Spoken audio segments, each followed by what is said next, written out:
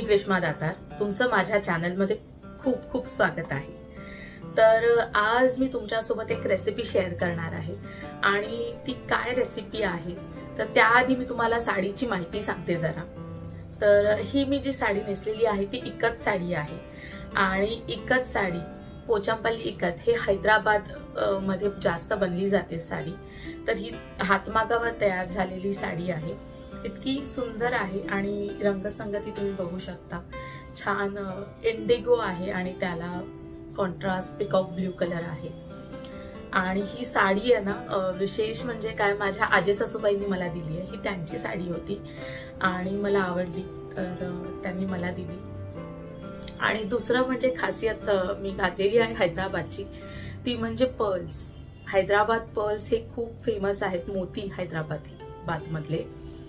तर हा मोत्यांचा नेकलेस आहे। माझे आई बाबा हैदराबादला गेले होते तेव्हा त्यांनी माझ्यासाठी आणला, ओरिजिनल मोती आहे ते आणि खूप छान वाटतो हा लुक, एलिगंट वाटतो एकदम। तर आता मी सगळं हैदराबाद म्हणते एवढं, तर रेसिपी कुठली असेल हे तुम्हाला आतापर्यंत लक्षात आलं असेल, तर रेसिपी पण हैदराबादची आहे। तर या रेसिपीचं आहे ना, जे हिस्ट्री बोलतो ना आपण, ती मुघल काळातली आहे आणि त्यानंतर हैदराबादमध्ये मुघल तर होते, त्याच्यानंतर निजामशाही आली आणि तिथे येणारे तुर्की, फारसी प्रवासी, परत स्थानिक तेलुगू, या सगळ्या संस्कृतीच्या संगमातून तयार झालेला हा पदार्थ आहे आणि तो म्हणजे खुबानी का मीठा। खुबानी म्हणजे काय तर जर्दाळू, आपला जर्दाळू सुकामेवा। आणि आपल्याला माहिती आहे की मुघलांच्या पाकशैलीत सुकामेव्याचा वापर हा मुबलक प्रमाणात होत असे। तर ते काजू, बदाम हे सगळं वापर होतच होता रेग्युलर जेवणात सुद्धा, फक्त वेगळा खाण्यासाठी नाही। तर अशीच ही छान गोड स्वीट डिश आहे, गोड पदार्थ आहे हा खुबानी का मीठा, जर्दाळू पासून तयार होतो। जरी साधा असला ना तरी त्याला एक काय म्हणू रिचनेस आहे त्याचा, आणि त्याच्यामुळे ना हा पदार्थ शाही मेजवान्यांमधून पण मेन्यू मध्ये असायचा त्यावेळेस। आणि तुम्ही आता पण बघाल ना, तुम्हाला हा सहजासहजी कुठे मिळणार नाही। अगदी खूप जिथे डेलिकेसी सर्व केल्या जातात, असे खास पदार्थ तयार दिले जातात ना, तिथेच हा असतो मेन्यू मध्ये। तर चला बघूया खुबानी का मीठा कसं बनवायचा। चला लेट्स गो। हे जर्दाळू आहेत ते रात्रभर भिजत घातले होते। जर्दाळू स्वच्छ धुवून मग भिजत घालायचे आहेत, कारण ते पाणी आपल्याला नंतर वापरायचं आहे। आता हे जर्दाळू चिरून घेतलेले आहेत आणि जर्दाळूच्या बिया वेगळ्या काढलेल्या आहेत। आणि हे जे जर्दाळू भिजवलेलं पाणी आहे ना, ते फेकून नाही द्यायचे। जर्दाळू जेव्हा आपण मेल्ट करतो ना, तेव्हा तेच पाणी शिजवायला वापरायचं आहे आपल्याला। तर हे पाणी मी आता कढईत गरम करायला ठेवलेलं आहे। आणि मोठे जे मेजरिंग कप असतात ना, जे केक बनवायला किंवा याच्यासाठी मोठेवाले मेजरिंग कप आहेत, वाट्या नाही आहेत, तर असे 2 मोठे मेजरिंग कप जर्दाळू झालेले आहेत माझ्याकडे। तर हे राहिलेले जर्दाळू आहेत ते मी पुन्हा तुम्हाला मोजून दाखवणार आहे। हे 1 कप जर्दाळू मी पहिल्यांदा ते पाण्याला थोडी उकळी आल्यावर, थोडं पाणी गरम झाल्यावर त्याच्यात मी घालते। त्यानंतर आता हा उरलेला कप मी पुन्हा जर्दाळू त्या पाण्यात घालते। आता हे जर्दाळू आहेत ना, हे व्यवस्थित शिजून द्यायचे आहेत। आतापर्यंत मी याच्यात काहीच घातलेलं नाहीये, फक्त जर्दाळू आहे आणि ते जर्दाळूचं पाणी आहे, त्यात अगदी मऊ मऊ होईपर्यंत शिजवून घ्यायचं।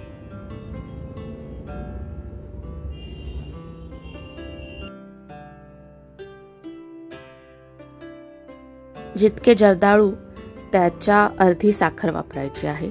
आता 2 कप जर्दाळू होते म्हणून मी 1 कप साखर यात घातली आहे। साखरेचं प्रमाण तुम्ही आवडीनुसार कमी जास्त करू शकता। मला थोडं हे प्रमाण जास्त वाटलं, तर त्यामुळे तुम्ही करताना कमी केलं तरी चालू शकेल, पण तुमच्या आवडीप्रमाणे आहे।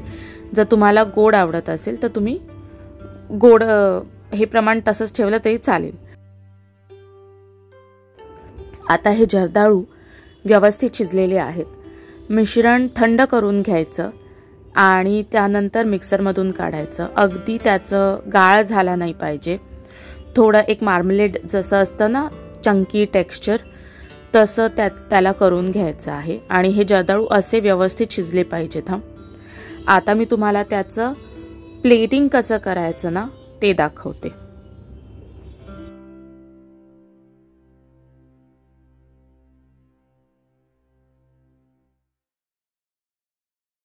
आता याचं प्लेटिंग कसं करायचं ते मी तुम्हाला शिकवते. हे जर्दाळू आहे जे वाटून घेतलेले आहेत आपण, अगदी गाळ केला नाही आहे. थोडा एखादा जर्दाळूचा तुकडा राहिला तरी काही हरकत नसते. पहिल्यांदा हे जे बनवलेलं आहे आपण जर्दाळूचं पेस्ट ते घातलेलं आहे. आणि त्यानंतर आता तुम्ही याच्यावर तुम्हाला आवडेल ते घालू शकता. मी आईस्क्रीमसोबत खाणार आहे. व्हॅनिला आईस्क्रीम आहे, प्लेन व्हॅनिला जे येतं ना ते आहे. आणि तुम्हाला हवं असेल तर तुम्ही साय वापरू शकता किंवा कस्टर्ड वापरू शकता. आता हे जर्दाळूच्या आतलेच जे बदाम असतात, जर्दाळूच्या बिया असतात, ते फोडल्यावर तुम्हाला त्याच्यात बदाम मिळतील.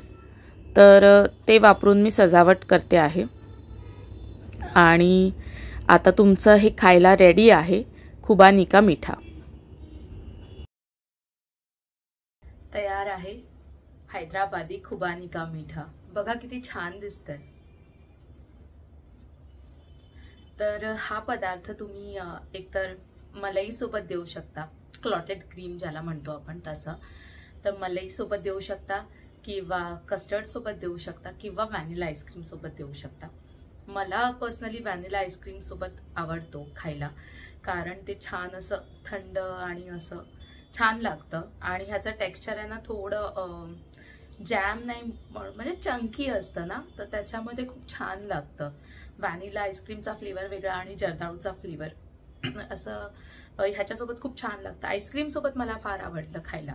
मलईसोबत पण मी खाल्लं होतं, पण मला स्वतःला मलाई इतकी आवडत नाही. ज्यांना आवडत असेल ना त्याने नक्की खाऊन बघा. तर मला स्वतःला इतकं आवडलं नाही. कस्टर्ड सोबत पण नाही आवडलं, मला आईस्क्रीम सोबत जास्त आवडलं. तर तुम्ही हा पदार्थ करून बघा आणि मला नक्की सांगा की तुम्ही कशासोबत ह्याचं कॉम्बिनेशन केलं आणि तुम्हाला कशासोबत आवडला जास्त, मलाई, कस्टर्ड का व्हॅनिला आईस्क्रीम. आणि ह्याच्यातलं साखरेचं प्रमाण आहे ना, हे हवं असेल तर तुम्ही कमी करू शकता. जसं तुम्ही गोड खाता ना त्याच्यावर अवलंबून आहे. तर नक्की करून बघा. आणि रेसिपी आवडली तर प्लीज मला सांगा. आणि व्हिडिओ आवडला असेल तर लाईक करा, शेअर करा आणि सबस्क्राईब करा. थँक्यू.